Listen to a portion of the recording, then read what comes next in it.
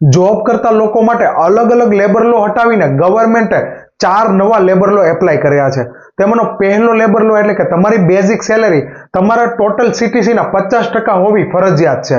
જો તમારું annual CTC 6 lakh રૂપિયા હોય તો તમારી બેઝિક સેલેરી 3 લાખ રૂપિયા હોવી જરૂરી છે. પહેલા સીટીસી વધારવા માટે કંપની અલગ અલગ પ્રકારના વેરિયેબલ પે એડ કરતી હતી, જે હવે શક્ય નથી. બીજું, વીકમાં કંપની 48 કલાક કરતા વધારે કામ નહીં કરાવી શકે, અને જો તેના કરતા વધારે કલાક કામ કરાવે તો તેને ડબલ પેમેન્ટ આપવું પડશે. ત્રીજું, મંથના 7 દિવસની અંદર જ કંપનીએ સેલેરી છે તે ક્રેડિટ કરવી પડશે. અને ચોથું, 1 વર્ષ કે તેના કરતા વધારે સમયગાળા માટે જો તમે એક જ કંપનીમાં જોબ કરો છો ને તો તમે ગ્રેજ્યુએટી માટે એલિજિબલ થાવ છો.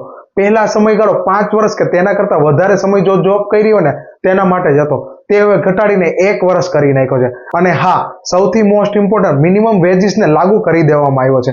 આ રીલ છે તે તમારા જોબ કરતા મિત્રોને જરૂર ફોરવર્ડ કરજો, અને આવી જ ઇન્ફોર્મેટિવ રીલ્સ માટે મારા પેજને ફોલો કરજો.